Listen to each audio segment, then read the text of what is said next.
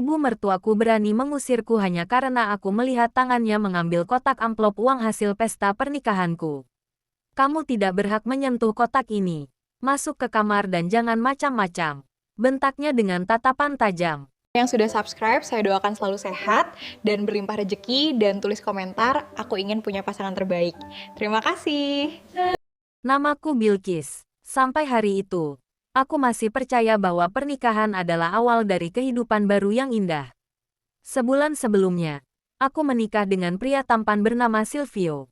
Di mataku, Silvio adalah laki-laki yang selama ini kucari. Dia lembut, perhatian, bertanggung jawab, dan selalu membuatku merasa aman. Aku juga berusaha menerima keluarganya dengan tulus, terutama ibu Silvio yang sejak awal terlihat ramah kepadaku. Aku pikir setelah menjadi istrinya, aku akan memiliki keluarga baru yang bisa menerimaku seperti anak sendiri. Namun ternyata aku terlalu cepat percaya. Pernikahanku bahkan belum genap 1 hari ketika semua harapan itu mulai runtuh. Setelah pesta pernikahan selesai, aku dan Silvio belum bisa langsung pulang ke rumah kami karena beberapa keperluan masih harus diselesaikan. Akhirnya kami memutuskan untuk menginap sementara di rumah orang tua Silvio. Malam itu rumah masih ramai oleh beberapa kerabat yang membantu membereskan sisa pesta. Aku berusaha tidak banyak duduk. Aku membantu membawa piring, merapikan meja, dan membereskan beberapa barang yang berserakan. Tidak perlu terlalu capek, Bilqis, kata Silvio sambil tersenyum. Kamu baru saja menikah. Aku membalas senyumnya. Aku tidak apa-apa, aku ingin membantu. Saat itulah ibu mertuaku datang membawa beberapa gelas. Bilqis memang harus belajar menyesuaikan diri dengan keluarga suaminya, katanya. Nada suaranya terdengar biasa saja, bahkan seperti memberi nasihat. Aku mengangguk sopan. Iya, Bu, saya akan berusaha. Aku benar-benar tidak menyangka bahwa beberapa jam kemudian, wanita yang sama akan memperlihatkan wajah berbeda. Setelah suasana rumah mulai sepi, aku masuk ke kamar bersama Silvio. Kami berbicara tentang pesta yang baru saja berlangsung. Aku tersenyum mengingat semua kejadian hari itu. Aku masih tidak percaya sekarang aku benar-benar menjadi istrimu, kataku. Silvio menggenggam tanganku. Aku juga bahagia, Bilqis. Kalimat itu membuatku merasa tenang. Aku berpikir mungkin semua ketakutanku tentang kehidupan setelah menikah hanya kekhawatiran biasa. Namun tengah malam aku merasa haus. Aku keluar kamar untuk mengambil air. Rumah sudah sangat sepi. Ketika melewati ruang tengah, langkahku tiba-tiba berhenti. Aku melihat ibu mertuaku berdiri di dekat meja dengan sebuah kotak besar di tangannya. Kotak itu adalah kotak amplop uang yang diberikan para tamu undangan di pesta pernikahan kami. Aku sempat berpikir mungkin dia hanya sedang memindahkannya ke tempat yang lebih aman. Aku tidak ingin berprasangka buruk. Karena itu aku mendekat sambil tersenyum. Ibu belum tidur, tanyaku pelan. Ibu mertuaku langsung menoleh. Tangannya yang tadi memegang kotak itu mendadak berhenti. Belum.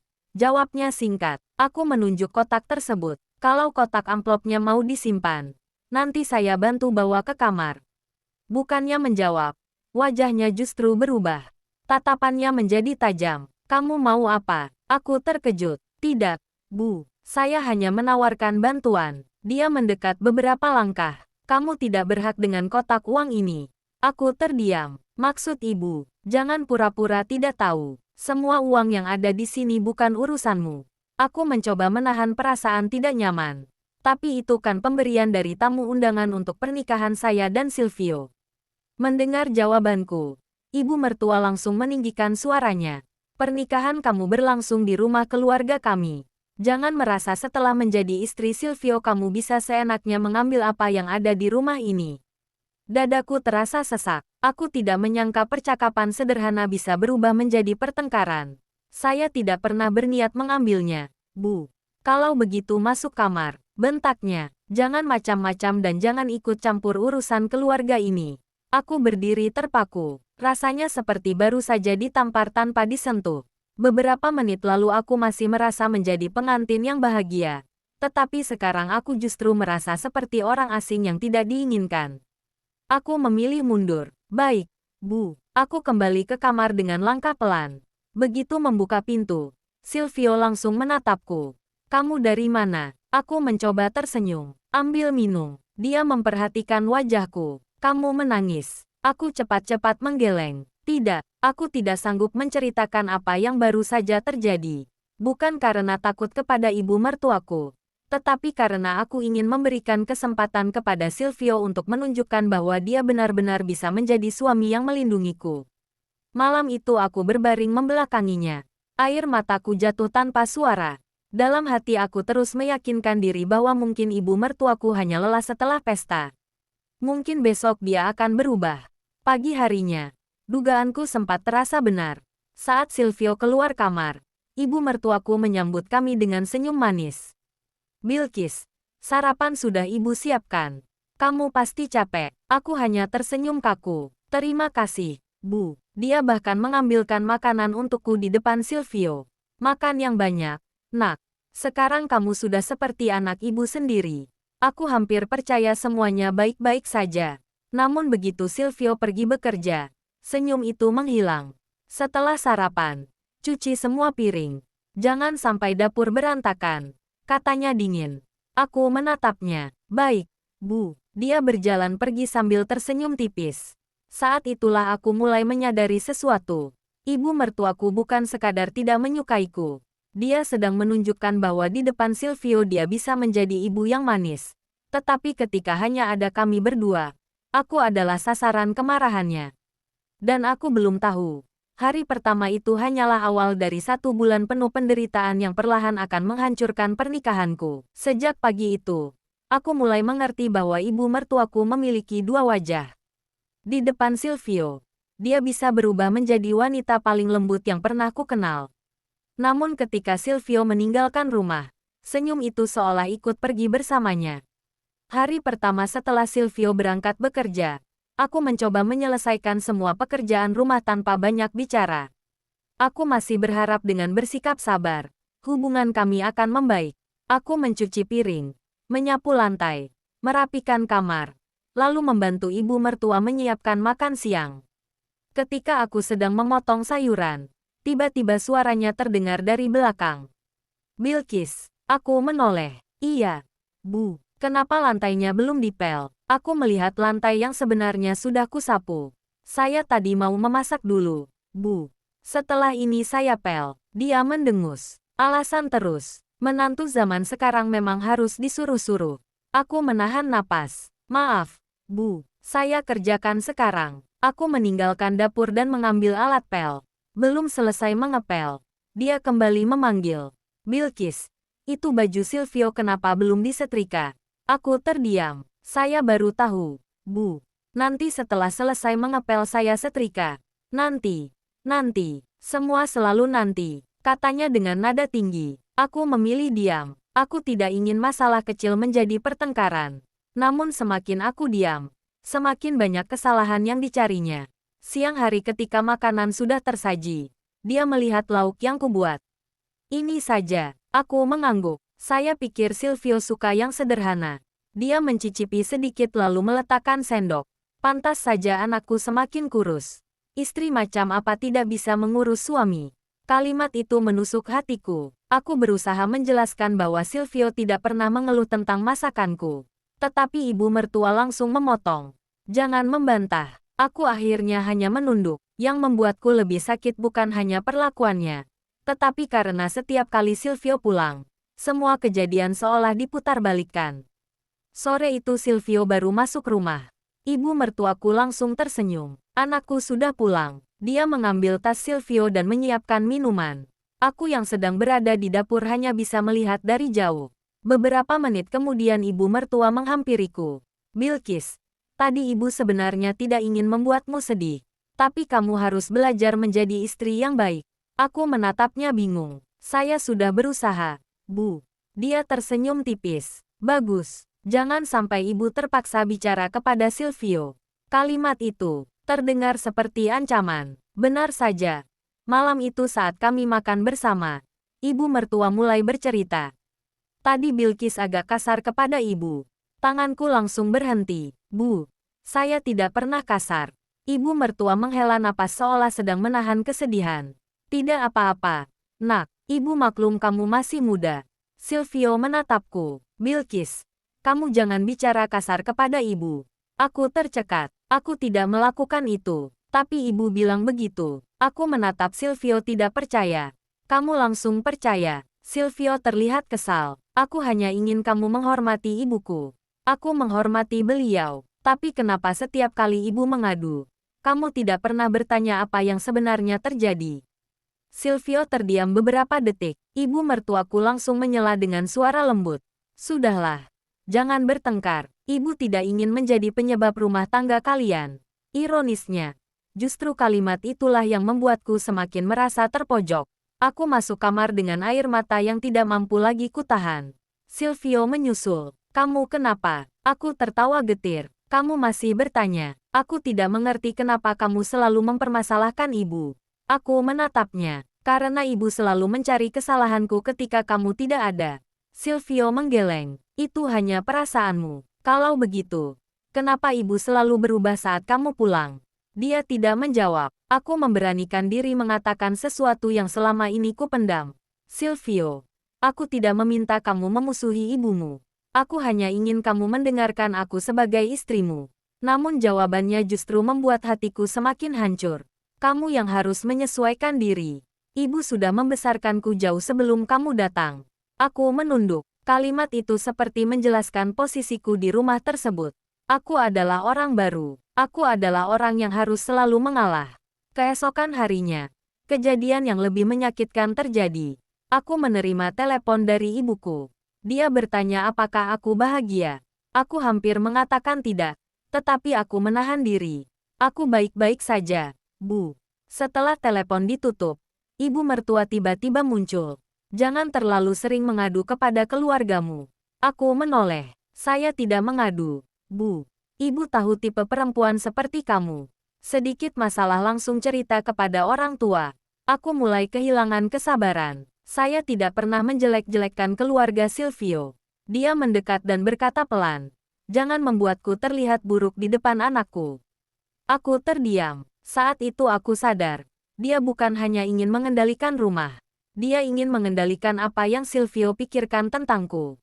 Hari demi hari berlalu. Tuduhan semakin banyak. Aku dianggap boros, malas, tidak pandai memasak, tidak menghormati orang tua. Bahkan dianggap sengaja menjauhkan Silvio dari keluarganya. Setiap malam aku harus menjelaskan sesuatu yang tidak pernah kulakukan. Sampai akhirnya aku mulai kelelahan secara mental. Aku masih mencintai Silvio. Tetapi aku mulai bertanya-tanya apakah cinta saja cukup untuk mempertahankan rumah tangga ketika suamiku selalu berdiri di pihak orang lain. Dan tanpa kusadari, ibu mertuaku sedang mendorongku menuju satu keputusan yang kelak akan membuat seluruh rumah itu gempar. Hari demi hari aku mencoba bertahan. Aku terus meyakinkan diriku bahwa rumah tangga memang membutuhkan kesabaran. Aku mencoba memahami ibu mertuaku. Mencoba mengikuti semua aturan yang dibuatnya. Bahkan berusaha tidak membantah ketika dia menuduhku melakukan sesuatu yang tidak pernah kulakukan. Namun semakin aku mengalah, semakin dia merasa memiliki hak untuk menginjak harga diriku. Hampir setiap pagi ada saja yang salah di matanya. Kalau aku bangun terlalu pagi, dia bilang aku sengaja membuat suara berisik. Kalau aku bangun sedikit terlambat, dia mengatakan aku menantu pemalas. Kalau aku memasak, dia mengkritik rasanya. Kalau aku membeli kebutuhan rumah, dia menuduhku boros. Bahkan ketika aku memilih diam, dia mengatakan aku memasang wajah tidak suka kepada keluarga suamiku. Aku mulai merasa tidak pernah benar. Yang paling menyakitkan adalah Silvio selalu menjadi hakim tanpa pernah menjadi pendengar. Setiap kali ibunya mengadu, dia langsung percaya. Aku sudah berkali-kali mencoba menjelaskan, tetapi jawabannya selalu sama. Bilqis, kamu harus lebih sabar menghadapi ibu. Sampai akhirnya suatu malam, kesabaranku benar-benar habis. Saat itu aku sedang melipat pakaian ketika ibu mertuaku masuk ke kamar tanpa mengetuk. Bilqis, uang amplop pernikahan itu kurang. Tanganku berhenti. Kurang bagaimana? Bu, ada beberapa amplop yang tidak ada. Aku menatapnya bingung. Saya tidak pernah menyentuhnya. Jangan bohong. Saya benar-benar tidak tahu. Dia langsung meninggikan suara. Kamu yang paling sering berada di rumah. Siapa lagi yang mungkin mengambilnya? Dadaku terasa panas. Jadi ibu menuduh saya mencuri. Ibu hanya mengatakan kenyataan. Aku berdiri. Kalau memang ada uang yang hilang, mari kita cari bersama. Jangan langsung menuduh saya, bukannya mencari. Dia justru berteriak memanggil Silvio. Silvio, kemari. Istrimu sudah berani mencuri uang keluarga. Beberapa detik kemudian Silvio muncul. Ada apa? Ibu mertua menunjuk ke arahku. Uang amplop pernikahan hilang. Ibu yakin dia yang mengambil. Aku menatap Silvio dengan mata berkaca-kaca. Kamu percaya aku? Silvio tidak langsung menjawab. Tatapannya membuat jantungku berdegup lebih cepat. Bilqis, kamu mengambil uang itu. Aku seperti kehilangan napas. Kamu serius bertanya seperti itu? Aku cuma ingin tahu. Kalau aku bilang tidak, kamu percaya? Silvio diam. Diamnya adalah jawaban yang paling menyakitkan. Aku mengusap air mata. Aku tidak pernah menyentuh uang itu. Ibu mertua langsung berkata, kalau memang tidak mengambil, kenapa kamu marah? Aku menatapnya tajam. Karena saya dituduh mencuri oleh ibu suami saya sendiri. Silvio malah membentakku. Sudah, jangan berteriak kepada ibu. Aku terdiam. Rasanya seperti tidak ada lagi tempat untukku di rumah itu. Aku masuk kamar dan menutup pintu. Tanganku gemetar ketika mulai memasukkan pakaian ke dalam koper. Aku tidak tahu apakah yang kurasakan lebih besar adalah kecewa atau hancur. Aku menikah dengan Silvio karena percaya kepadanya. Aku meninggalkan kenyamanan rumah orang tuaku untuk membangun kehidupan baru bersamanya. Tetapi hanya dalam waktu 1 bulan. Aku justru harus membuktikan bahwa aku bukan pencuri di rumah suamiku sendiri. Silvio masuk beberapa menit kemudian. Dia melihat koper di atas tempat tidur. Kamu mau kemana? Aku terus memasukkan pakaian. Pulang. Jangan kekanak-kanakan. Aku berhenti dan menatapnya. Kekanak-kanakan. Air mataku jatuh. Aku sudah 1 bulan mencoba bertahan. Aku dihina ketika kamu tidak ada. Dituduh macam-macam. Lalu setiap kali kamu pulang, aku harus berhadapan dengan suami yang selalu percaya kepada ibunya. Silvio menghela napas. Ibu tidak mungkin seperti yang kamu pikirkan. Aku tertawa getir. Itulah masalahnya. Kamu tidak pernah mau mencari tahu. Dia mencoba mengambil koperku. Kita bicarakan baik-baik. Aku menariknya kembali. Aku sudah terlalu sering bicara baik-baik. Jadi kamu mau meninggalkanku? Aku menatapnya lama. Aku tidak meninggalkanmu karena satu pertengkaran. Aku pergi karena selama 1 bulan kamu membuatku merasa sendirian dalam pernikahan ini. Silvio terdiam. Untuk pertama kalinya, aku melihat wajahnya sedikit berubah. Namun sebelum dia sempat mengatakan apa-apa, ibu mertuaku berdiri di depan pintu. Anehnya, dia tidak lagi marah. Dia justru tersenyum. Kalau mau pulang, pulang saja. Biar semua orang tahu seperti apa menantu yang tidak bisa menghargai keluarga suaminya. Aku menggigit bibir agar tidak menangis. Baik, Bu. Malam itu aku menghubungi orang tuaku. Ayah, Ibu, besok tolong jemput aku. Suaraku bergetar. Aku sudah tidak sanggup. Ibuku langsung panik. Tetapi aku meminta mereka datang pagi-pagi. Setelah telepon ditutup, aku duduk sendirian di tepi ranjang. Aku tidak tahu bahwa percakapan itu diam-diam didengar oleh ibu mertuaku. Dia justru terlihat puas. Seolah kepergianku adalah kemenangan baginya. Dia sama sekali tidak tahu bahwa orang yang akan datang menjemputku bukan sekadar orang tua yang kecewa melihat anaknya pulang. Beberapa jam kemudian, sebuah pesan masuk ke ponselku dari seseorang yang selama ini jarang ikut campur dalam urusan hidupku. Pesan itu hanya berisi 1 kalimat, besok pagi jangan keluar rumah. Paman yang akan menjemputmu. Aku membaca pesan itu berkali-kali. Untuk pertama kalinya setelah sebulan, aku merasa ada seseorang yang benar-benar berdiri di belakangku. Dan pagi berikutnya, rahasia tentang keluargaku yang selama ini kusembunyikan dari Silvio akan terbuka di depan seluruh rumah. Pagi itu, sebelum matahari benar-benar terbit, aku sudah terbangun. Aku duduk di tepi ranjang sambil menatap koper yang sejak semalam sudah siap. Hati kecilku masih berat meninggalkan rumah itu. Bukan karena aku ingin mempertahankan perlakuan buruk yang kuterima, tetapi karena aku masih mencintai Silvio. Aku masih berharap dia datang dan mengatakan bahwa dia percaya kepadaku. Namun hingga pagi itu, tidak ada satupun kata yang membuatku berubah pikiran. Aku keluar kamar dengan langkah pelan. Rumah masih sangat sepi. Silvio dan kedua orang tuanya belum bangun. Aku hendak membawa koper ke ruang depan ketika tiba-tiba terdengar suara kendaraan dari luar. Awalnya hanya satu suara mesin, lalu disusul suara kendaraan lain. Semakin lama semakin banyak. Aku mengernyitkan dahi. Dari balik jendela, aku melihat beberapa mobil berhenti di depan rumah. Aku belum mengerti apa yang terjadi. Tak lama kemudian terdengar ketukan pintu. Aku membukanya. Di depan rumah berdiri seorang pria berpakaian rapi bersama beberapa orang lainnya. "Apakah benar ini rumah Pak Silvio?" Tanyanya sopan. Aku mengangguk. "Saya Bilqis." Pria itu langsung tersenyum dan menundukkan kepala. "Selamat pagi, Bu Bilqis. Kami datang menjemput Ibu." Aku terdiam. "Menjemput saya?" "Benar, Bu. Kami mendapat perintah langsung dari Bapak." Aku langsung tahu siapa yang dimaksud. Pamanku. Pria yang selama ini selalu memintaku menjalani hidup sederhana dan tidak membawa-bawa nama keluarga dalam urusan pribadi. Aku melihat ke belakang. "Tapi kalian..." Aku belum selesai bicara ketika dari dalam rumah terdengar suara ibu mertuaku. "Siapa pagi-pagi begini?" Dia berjalan keluar dengan wajah mengantuk. Namun begitu melihat banyak kendaraan di depan rumah, langkahnya berhenti. Matanya membesar. Jalan di depan rumah dipenuhi mobil.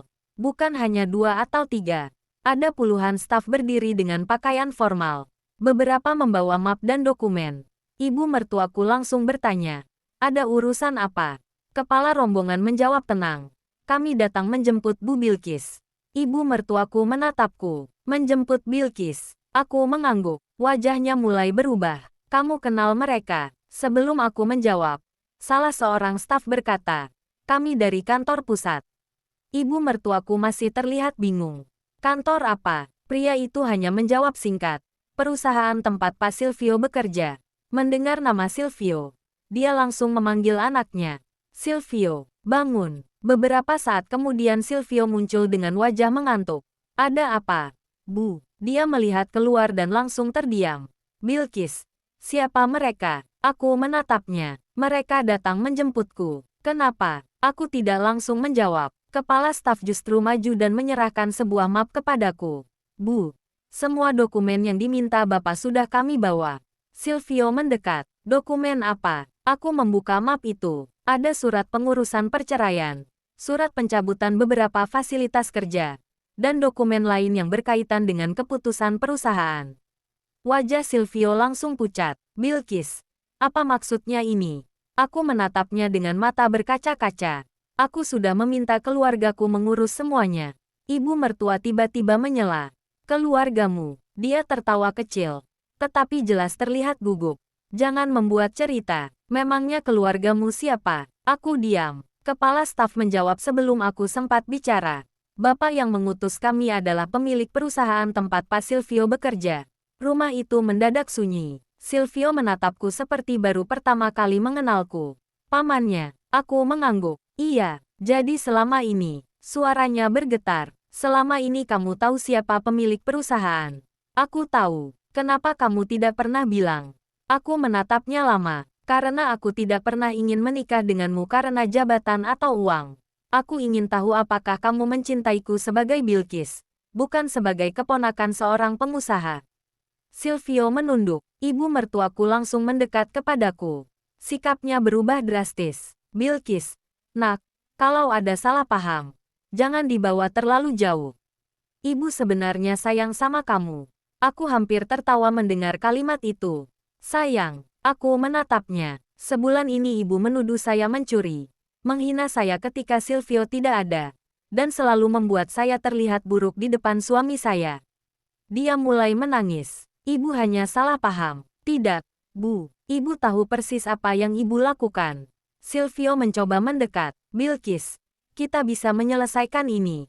Aku menggeleng. Aku sudah mencoba menyelesaikannya selama 1 bulan. Tapi setiap kali aku bicara, kamu memilih percaya kepada ibumu.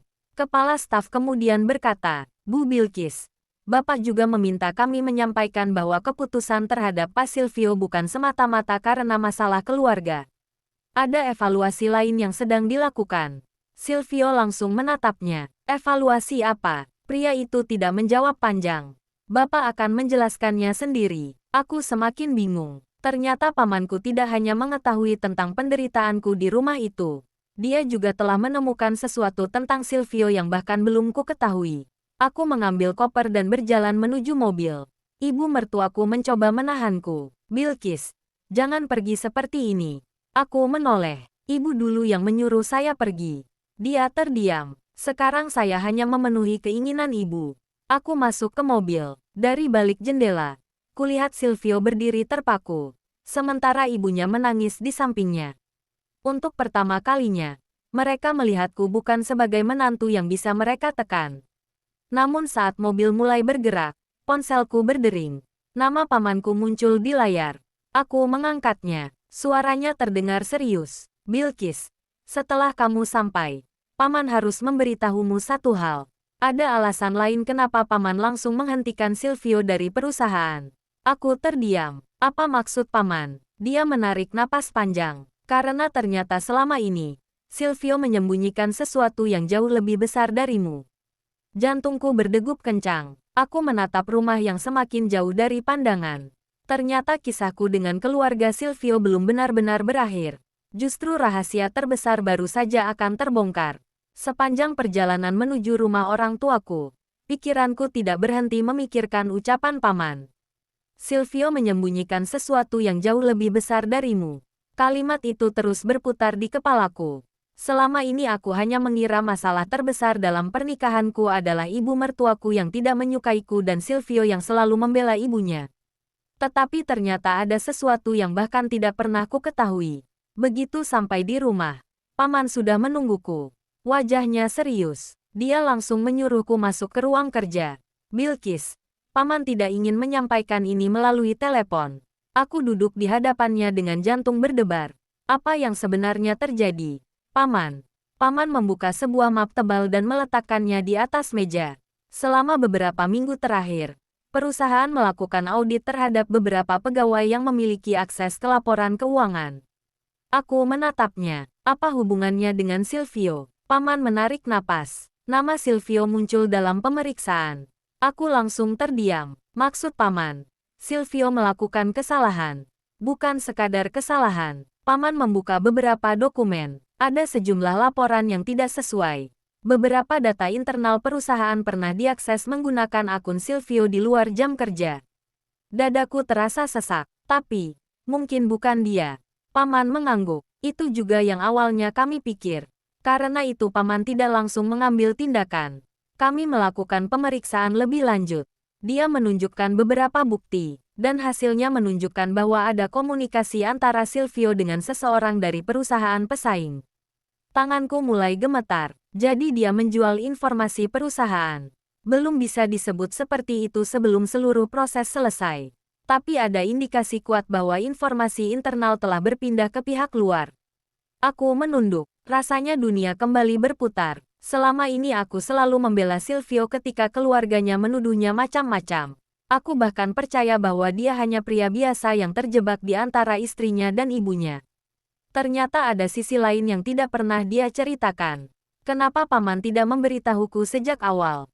Tanyaku. Karena paman tidak ingin mencampur urusan pekerjaan dengan rumah tanggamu. Paman juga ingin memberikan kesempatan kepada Silvio untuk menjelaskan. Aku mengusap air mata. Jadi ketika paman bilang akan menghentikannya, itu bukan karena kamu meminta cerai. Jawab paman. Keputusan itu sudah masuk dalam proses evaluasi sebelum kejadian pagi tadi. Setelah paman tahu apa yang terjadi di rumahmu, paman hanya mempercepat perlindungan terhadap kepentingan perusahaan. Aku terdiam lama. Tiba-tiba semuanya terasa masuk akal. Selama ini mungkin Silvio memang menyembunyikan sesuatu. Bahkan ketika aku bertanya tentang pekerjaannya, dia sering menghindari pembicaraan. Namun ada satu hal yang masih menggangguku. Paman, apakah ibu Silvio tahu? Paman menatapku. Itulah yang belum bisa dipastikan. Aku terdiam. Beberapa jam kemudian, ponselku berdering.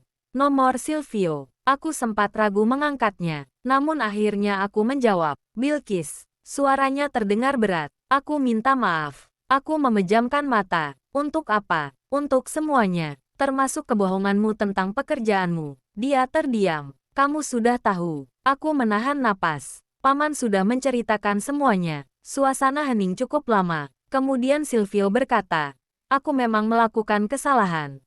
Tapi aku tidak pernah berniat menghancurkan perusahaan pamanmu. Air mataku jatuh. Kenapa kamu tidak pernah jujur kepadaku? Aku takut kehilangan pekerjaan. Jadi kamu memilih berbohong kepada istrimu. Dia tidak menjawab. Aku juga takut keluargaku akan tahu. Aku langsung mengernyit. Apa maksudmu? Silvio menarik napas. Ibu mengetahui sebagian masalahku. Dia bahkan pernah memintaku menggunakan hubungan keluargamu untuk menyelamatkan pekerjaanku jika suatu hari ketahuan. Aku membeku. Jadi selama ini ibumu tahu. Tidak semuanya. Tapi dia tahu kamu punya masalah di perusahaan. Iya, air mataku semakin deras. Tiba-tiba semua perlakuan ibu mertuaku terasa berbeda. Apakah selama ini dia sengaja merendahkanku karena takut aku mengetahui keadaan Silvio? Apakah tuduhan tentang uang amplop hanyalah cara untuk membuatku terlihat buruk dan kehilangan kepercayaan suamiku? Aku bertanya. Silvio, apakah ibumu pernah menyuruhmu menjauhiku? Dia terdiam cukup lama. Pernah. Dadaku terasa sakit. Kenapa? Karena ibu takut kamu mengetahui kondisi keuanganku dan masalah pekerjaanku. Aku menutup wajah. Selama sebulan aku mengira diriku hanya menjadi menantu yang tidak disukai. Ternyata mungkin sejak awal ada rahasia yang sengaja disembunyikan dariku. Keesokan harinya, ibu mertua datang ke rumah orang tuaku. Dia tidak lagi datang dengan wajah angkuh. Dia datang dengan mata sembab dan pakaian sederhana. Begitu melihatku, dia langsung memohon. Bilqis, maafkan ibu. Aku hanya berdiri diam. Ibu salah. Ibu terlalu takut kehilangan anak ibu. Aku menjawab pelan. Ibu kehilangan saya bukan karena saya ingin pergi. Ibu sendiri yang membuat saya merasa tidak punya tempat. Dia menangis. Berikan Silvio satu kesempatan. Aku menggeleng. Kesempatan sudah saya berikan setiap hari selama 1 bulan. Tapi dia memilih diam. Silvio berdiri di belakang ibunya. Wajahnya penuh penyesalan. Bilqis, aku benar-benar mencintaimu. Aku menatapnya lama. Mungkin kamu mencintaiku. Tapi cinta tanpa kejujuran hanya akan menjadi luka. Aku kemudian menyerahkan dokumen perceraian yang sudah disiapkan. Aku tidak ingin membalas kalian. Aku hanya ingin hidup tenang. Silvio menerima dokumen itu dengan tangan gemetar. Ibu mertuaku menangis semakin keras. Namun kali ini aku tidak ikut menangis. Aku sudah terlalu lelah untuk terus mempertahankan sesuatu yang sejak awal tidak memberiku rasa aman. Sebelum pergi, Silvio berkata, kalau suatu hari aku berubah, apakah masih ada kesempatan? Aku menggeleng pelan. Berubah bukan untuk mendapatkanku kembali. Berubah karena kamu harus menjadi manusia yang lebih baik. Dia menunduk. Aku berjalan masuk ke rumah. Untuk pertama kalinya setelah sebulan, aku merasa bebas. Aku kehilangan seorang suami. Tetapi aku menemukan kembali diriku sendiri. Dan dari semua kejadian itu, aku akhirnya memahami satu hal. Jangan pernah menilai seseorang dari keadaan yang terlihat. Mereka mengira aku menantu miskin yang bisa dihina sesuka hati. Mereka tidak tahu siapa keluargaku. Namun yang lebih penting, aku tidak ingin mereka menghormatiku karena kekayaan. Aku ingin dihargai karena diriku sendiri. Karena pada akhirnya, yang membuatku meninggalkan pernikahan itu bukan kemiskinan, bukan kesombongan, dan bukan uang. Aku pergi karena kepercayaan yang seharusnya menjadi dasar sebuah rumah tangga telah dihancurkan oleh kebohongan.